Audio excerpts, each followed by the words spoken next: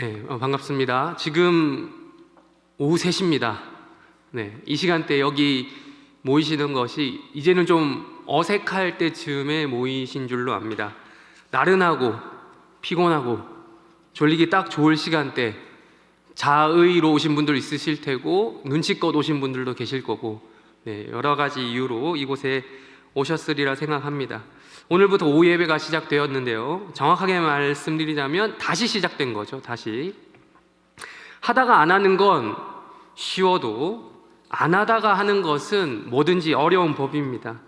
첫 시작이 중요한데 하필 제가 1번 타자입니다. 네, 그래서 오늘 저의 목표는 최대한 빨리 설교를 끝내는 겁니다. 네, 그래서 근데 이제 제 기준으로 빨리 끝내는 겁니다. 네.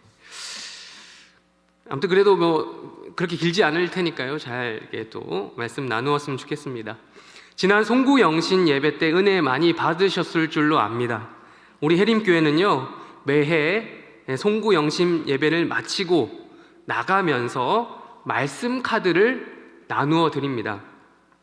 말씀 카드 형태로 되어 있지만 봉투를 열어보면 2023년, 그러니까 한 해에 달력이 깨알같이 적혀져 있어서요, 상당히 작지만 실속 있게 활용할 수 있도록 구성이 되어 있습니다.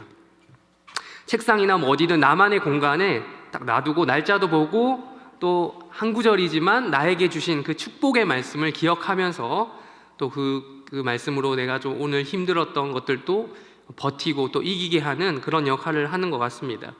다들 올해는 어떤 말씀을 뽑으셨습니까? 저 같은 경우는 뽑을 때 약간의 고민을 하는 편입니다.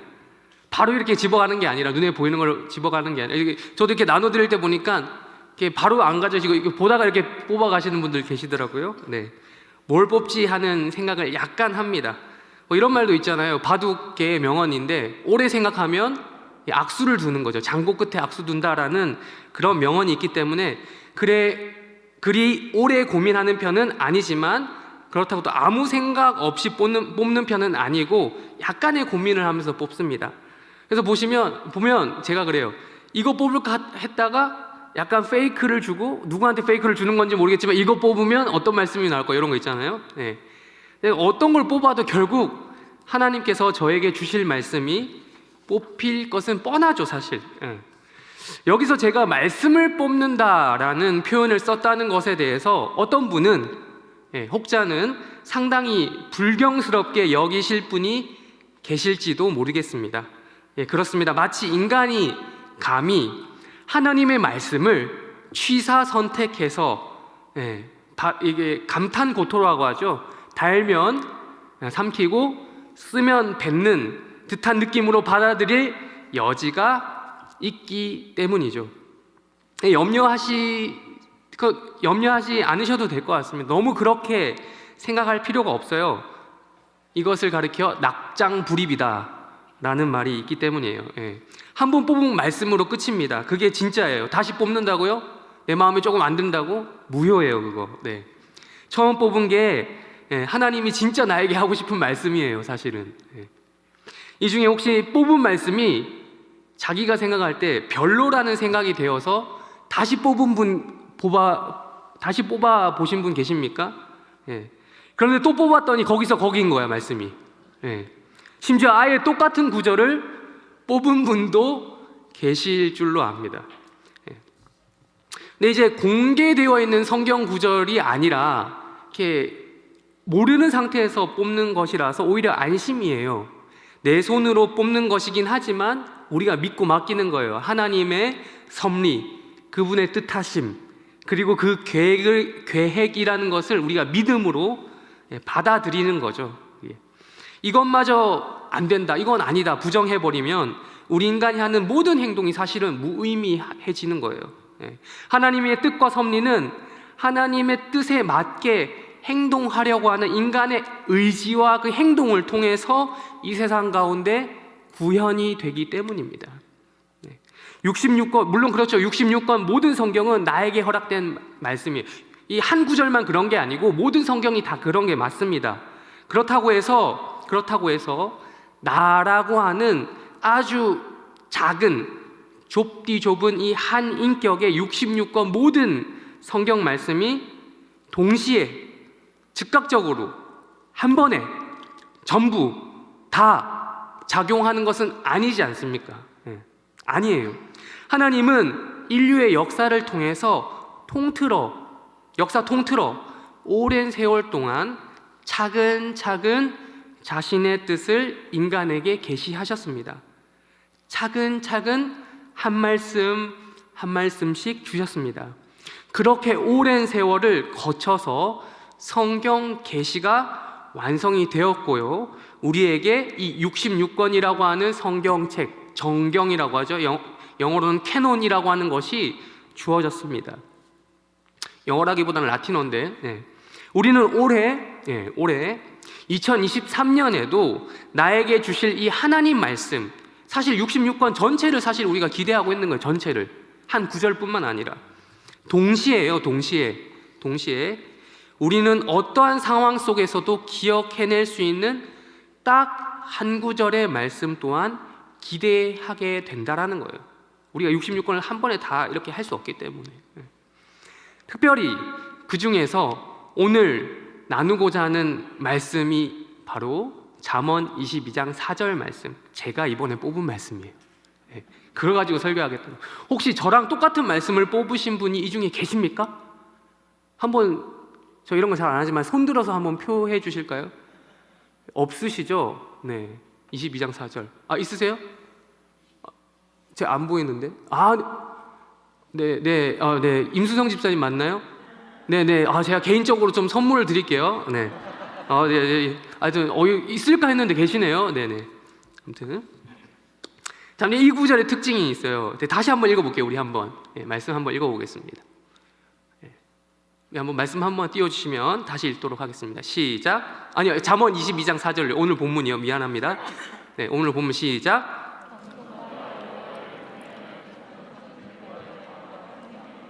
네, 이 구절을 보시면 특징이 있습니다. 이 구문의 특징 무엇입니까?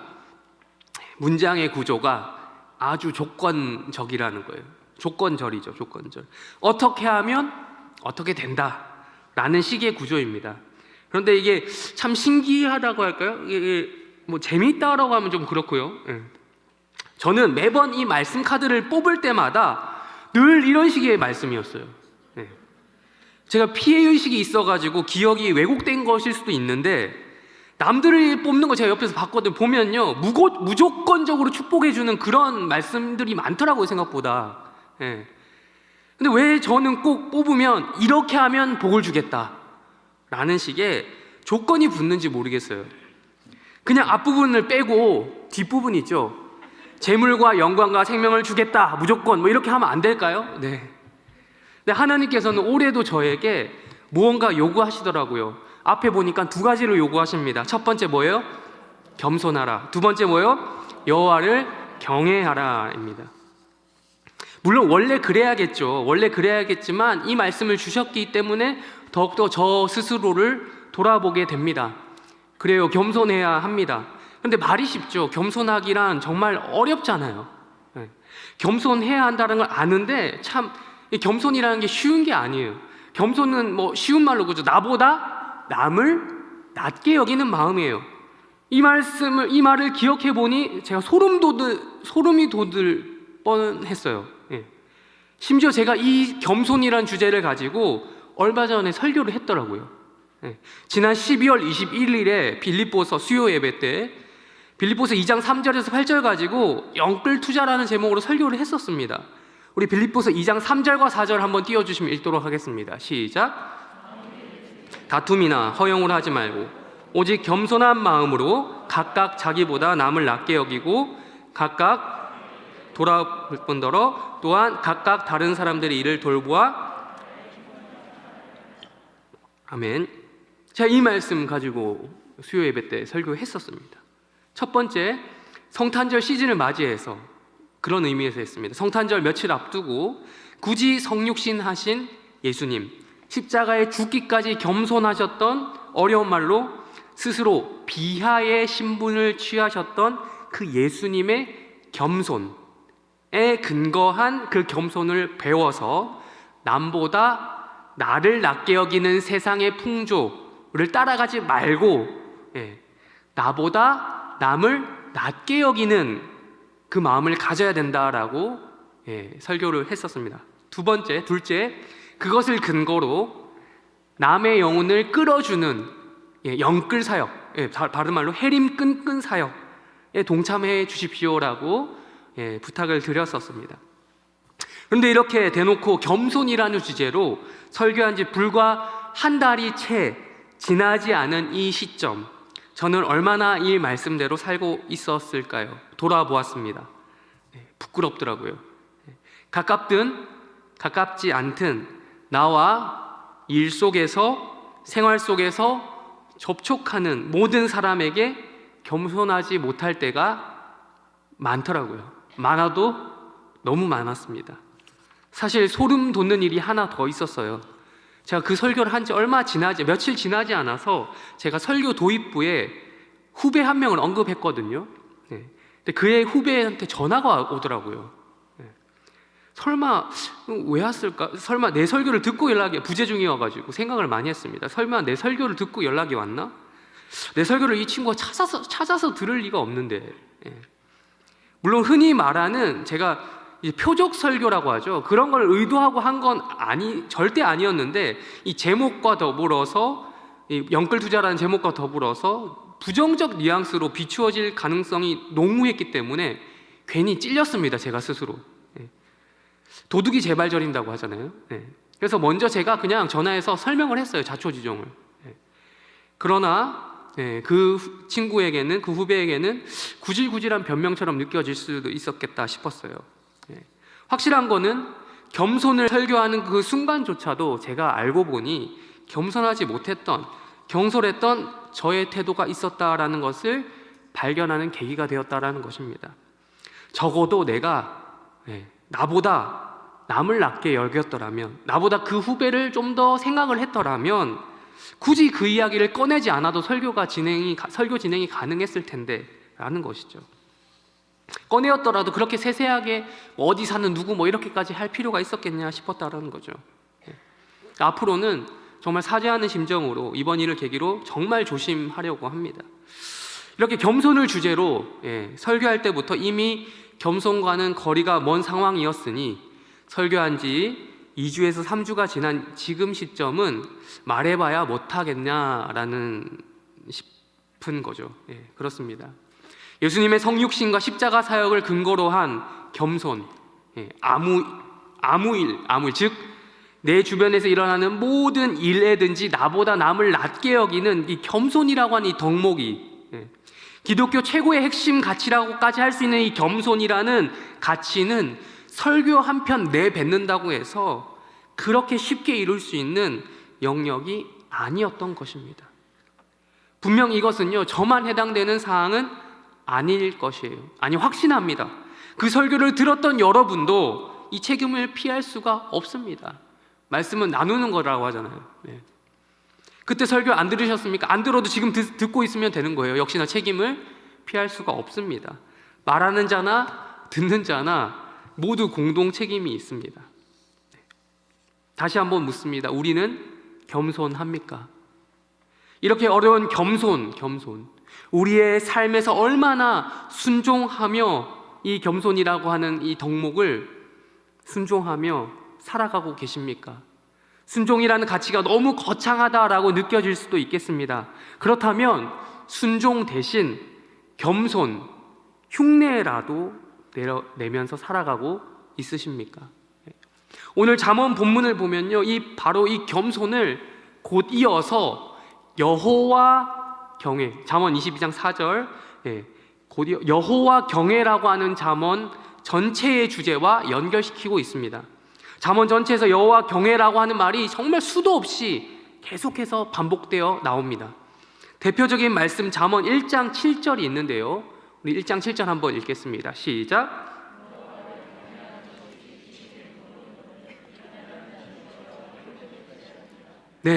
이런 비슷한 문구가 많이 나와요. 사실 이건요, 잠언만의 주제는 아닙니다. 잠언뿐만 아니라 구약 성경 전체, 여호와를 경외함에 대해서 모세오경부터 시작해서 말라기까지 구약 전체, 나아가 성경 전체, 신구약 합쳐서 전체의 주제라고 해도 무방합니다. 최고의 성경 박사가 누굽니까? 성경에서 나오는 성경 교사, 율법 교사 누굽니까? 우리 예수님이죠. 예수님께서 깔끔하게 정리해 주신 걸 한번 읽겠습니다. 마태복음 22장 35절부터 39절까지 읽겠습니다. 시작. 선생님, 율법 중에서 어느 계명이? 예수께서 이르시되 내 마음을 다하고 목숨을 다하고 뜻을 다하여 주 너의 하나님을 사랑하라 하셨으니 이것이 크고 첫째 되는 계명이요 둘째도 그와 같으니 내 이웃을 내 자신같이 사랑하라 하셨으니. 아멘. 여러분, 신약에는 이 신약의 언어로 표현이 된 거예요. 신약의 언어로 사랑이라고 표현한 것을 구약의 언어로 표현하면 경외라고 하는 것입니다. 종교개혁가 존 칼빈 선생님께서는, 목사님께서는 이 경외라고 하는 말에는 두 가지 뜻이 있다고 그랬어요. 영어로 하면 fear and love, 두려움과 사랑, fear and love라고 하셨습니다. 얼핏 보면요, 이 두려움과 사랑이라고 하는 이 두 개념은 부딪히는 것처럼 보여요. 상충되는 것처럼 보입니다. 이 두 가지가 어떻게 가능할까? 동시에. 근데 가능하더라고요. 다른 데에 갈 것 없이요, 부모와 자식 간의 관계만 보면 알 수 있더라고요. 얼마 전에 제가 친구 집에 놀러를 갔는데, 저는 아직 자녀가 없어서 이게 뭐 간접적으로만 느끼게 되는 부분이지만, 그 집 딸아이가, 친구의 딸아이가 막 장난을 치다가 선을 넘더라고요. 자기도 막 장난을 치다가 애들 보면 이렇게 선을 넘는 경우 있잖아요. 선을 넘더라고요. 그래서 아빠한테 혼났습니다. 혼났는데 그 순간은 정말 아빠를 무서워하더라고요. 두려워하더라고요. 엄마 아빠가 얼마나 무서운지 알더라고요. 그런데 시간이 얼마 지나지 않았어요. 제 생각에는 5분도 안 지난 것 같은데 곧바로 자기 아빠한테 다시 와가지고 이거 해주세요, 저거 해주세요 막 이러는 거예요. 막 요구를 막 하더라고요. 이게 바로 두려움과 사랑이 공존하는 게 아닌가 싶었습니다. 물론 아이의 성향에 따라서 정도의 차이는 있겠지만 두려움과 사랑이라고 하는 이 개념은 충분히 공존 가능한 것이 아닌가라는 것을 제가 보고 느낄 수 있었습니다. 하나님과 우리 사이에서도 역시 그렇다라는 거예요. 하나님을 두려워하는 마음과 동시에 사랑하는 마음이죠. 그 마음이 생길 때 우리는 그것을 가리켜서 하나님을 경외하는 상태다라고 부를 수 있는 것입니다. 바꾸어 말하면 경상도 사투리로 이런 말이 있어요. 지삐 몰라. 무슨 말인지 아세요? 지삐 몰라. 라는 상태, 자기밖에 모른다는 거예요. 자기밖에 모르는 그 상태에서 남의 존재를 인식하게 될 뿐만 아니라 남을 생각하게 만들고 사랑하게 만드는, 경외하게 만드는 거죠. 남 중에 남이신 바로 여호와 하나님을요, 그 여호와 하나님을 인식하는 것을 넘어서서 경외하게 만드는 것이 바로 이 마음인 거예요. 이 상태인 거예요. 정말 자기밖에 모르는 천상천하 유아독존으로 가득한 인간 본연의 상태. 인간은 죄인으로 태어나는 그 순간부터 자기밖에 모르는 거예요. 천상천하 유아독존으로 태어나는 거예요. 힘이 없어서 그렇게 못할 뿐이지. 죄성 가득한 자연인의 그 상태에서 나보다 남을 낮게, 하나님을 낮게 여기는 그런 전환이 일어난 존재가 바로 우리 믿는 사람들이라는 것입니다. 나보다 남을 낮게 여기는 마음, 나보다 하나님을 낮게 여기는 마음, 이는 곧 하나님을 경외하는 마음인 것입니다. 이 마음이 곧 겸손함을 말하는 것입니다. 잠언 22장 4절 다시 한번 읽어볼까요? 오늘 본문 다시 한번 읽겠습니다. 시작. 겸손과 여호와를 경외함의 보상은 재물과 영광과 생명이니라. 그래요. 겸손과 여호와를 경외함은 각각 개별적인 것이 아니라 사실상 똑같은 말인 것이에요. 그런데 참 신기합니다. 여호와를 경외하는 자들에게는 신비한 일이 일어나는 거예요. 구약의 언어로 표현하자면 이웃을 경외하는 마음, 즉 하나님을 사랑하는 마음과 동시에 이웃을 사랑하는 마음도 또한 생겨나는 것입니다. 우리 교회에 영구 표어가 있죠. 하나님을 사랑하듯 사람을 소중하게 여기는 해림교회라는 이러한 표어가 표어 문구에만 그치지 아니하고 머무르지 않고 실제로 우리 삶에서 구현이 되는 것입니다.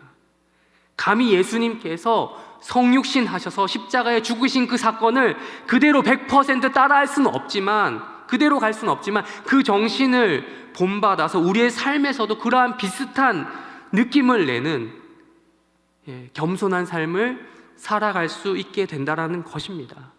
네, 그래요. 하나님께서는 지난 12월에 제가 설교는 했지만 그 설교를 삶으로 구현하지 못한 저에게, 또한 잠언 본문을 통해 이 설교를 통해 우리 모두에게 여전히 말씀하고 계시는 것입니다.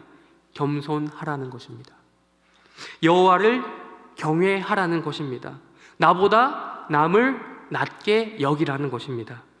남 중에 남이신 여호와를, 하나님을 나보다 낮게 여기고, 또한 나보다 이웃을 낮게 여기고, 그 여호와 하나님을 경외하고 여호와 하나님을 사랑하고 이웃을 경외하고 이웃을 사랑하라. 다 똑같은 말 지금 제가 반복하고 있는 겁니다. 하라는 것입니다. 자, 이제 제가 조건절에 대해서 설명을 했으니 그 조건을 지켰을 때에 오게 되는 결과에 대해서 말씀드릴 순서입니다. 이렇게 여호와를 경외하면, 겸손하면 어떤 결과가 따라온다고 성경은 말씀하고 있습니까? 다시 한번 또 읽겠습니다. 잠언 22장 4절 읽습니다. 시작. 겸손과 경외함의 보상은 재물과 영광과 생명이니라. 아멘. 겸손과 여호와를 경외함의 보상이 있다는 것입니다. 무엇입니까? 재물과 영광과 생명입니다. 여러분, 이거 어렵게 생각할 필요 없습니다. 문자 그대로 이해하시면 됩니다. 기복주의니 뭐니 하시는 분들도 있을 수 있습니다만 여기에 무슨 더 깊은 뜻이 있거나 그런 여지를 둘 필요가 없습니다. 이 구절은 흔히 말하는 대로 현세의 복, 물질의 복을 말하는 것이 맞습니다. 물론 기복주의에 잘못된 부분이 많이 있는 것은 인정합니다. 그래서 한국 교회에 끼친 악영향이 분명 있습니다. 하지만 그렇다고 해서 아예 극반대로 가버리면 그것 또한 그 이상으로 심각한 문제를 낳게 됩니다. 즉, 이 본문을 영적으로 해석해야 된다라고 하면서 영적인 재물이니 영적인 어떤 이상 알레고리컬한 어떠한 풍류적인 해석으로 해버리면, 그래서 그 범위를 되게 좁혀버리면 그것이야말로 억지로 성경을 푸는 것입니다. 초대교회 교회 때부터 문제시되었던 영육이원론, 영적인 것과 육적인 것을 나누어 버리는 그런 왜곡된 신앙관을 가지게 되는 셈입니다. 하나님은 영적인 세계의 주관자이실 뿐만 아니라 이 물질적 세계의 주관자이시기도 합니다. 하나님은 자신이 창조하신 모든 세계, 영적인 세계, 육적 세계 둘 합쳐서 모든 세계를 지금도 섭리로 주관하고 계십니다. 그러니 그 하나님을 믿는 자들, 그 여호와 하나님을 경외하는 자들은 당연히 그 하나님께 재물과 영광과 생명을 구하여야 마땅할 것입니다. 그렇지 않다면 어디 가서 이걸 구하시겠습니까? 기복주의가 잘못되었다고 해서 복 자체를 하나님 앞에서 찾지 않는다면 어디에서 그 복을 구할 것입니까? 우상을 찾을 것입니까? 복이란 특별한 게 아니죠. 이 세상에서 의도적으로 행복하지 않고 싶다라고 한 사람이 있나요? 단 한 명이라도 있을까요? 없습니다. 목숨이 붙어 있다면 다들 행복하게 살고 싶어 합니다. 심지어 스스로 목숨을 끊으려고 하는 그 사람도 그 순간조차도 행복하고 싶어서 그런 결정을 내리는 거예요. 죽고 난 이유가 더 행복할 것 같다라고 해서 목숨을 끊는 거잖아요. 행복은 무슨 거창한 개념이 아닙니다. 행복은 다른 어디 멀리 있지 않습니다. 그저 잘 먹고 잘 살면 그게 또 행복이잖아요. 이 복을 다른 데서 찾지 말라는 것이 성경의 교훈입니다. 재물과 영광과 생명, 다른 데서 찾지 말고 어디서 찾으라고요? 여호와 하나님 안에서, 여호와 하나님을 경외하는 신앙 안에서 찾으라는 것입니다. 겸손한 마음으로 그분을 찾으라는 것입니다. 기복주의의 심각한 문제는 물질의 복을 누리는 그 상태, 그 자체에만 집중했기 때문이에요. 이런 말이 있죠. 왕위에 오르려는 자 왕관의 무게를 견뎌야 한다. 이런 말 들어보셨습니까? 만일 복을 누리려면요, 그 복에 합당한 그릇이 되어야 합니다. 그리고 그 그릇이 안 되면서 억지로 누리려고 하니까 문제가 되는 것입니다. 먼저 여호와 하나님을 경외하는 법, 이웃을 경외하는 법을 배우십시오. 하나님을 사랑하고 이웃을 사랑하십시오. 겸손하십시오. 나보다 남을 낮게 여기십시오. 나보다 하나님을 낮게 여기십시오. 그리하면 오늘 말씀에서 약속하시는 것처럼 하나님께서 당신의 그릇을 키워주실 것입니다. 그리고 그에 합당한 재물과 영광과 생명을 허락하실 것입니다. 지금도 온 세상 만물을 주관하시는 그 하나님, 돈의 흐름을 주장하시는 하나님, 주식시장을 속속들이 파악하고 계시는 그 하나님, 부동산 이것을 보고 계시는 하나님, 생사화복을 주장하시는 하나님, 누가 언제 태어나며 언제 죽을지 모든 것을 다 알고 계시는 전지전능하신 하나님께서 여러분을 그 그릇에 합당한 자로 만들어가고 계시는 것입니다. 이것이 바로 오늘 본문 잠언 22장 4절의 가르침입니다. 설교를 정리하겠습니다. 2023년을 시작하면서 우리는 잠언 22장 4절 말씀을 통해 겸손이라고 하는 주제, 여호와 경외라고 하는 주제를 생각해 보았습니다. 여기에 모이신 모든 성도님들은 다들 각 분야에서 전문 직종에 종사하시는 전문가이실 것입니다. 혹은 이셨거나. 근데 소위 전문가들이 빠질 수 있는 함정이 있습니다. 내가 너보다는 잘한다. 내가 너보다는 낫다라는 것이죠. 그러나 우리 하나님을 믿는 성도들은 어느 정도 자신감을 당연히 가지시되 한 가지 중요한 사실을 잊어서는 안 됩니다. 모든 영역에서 하나님이 여러분보다 더 낫다는 사실을 잊어서는 안 됩니다. 2023년에도 여호와를 경외하십시오. 또한 겸손하십시오. 나보다 남을 낮게 여기십시오.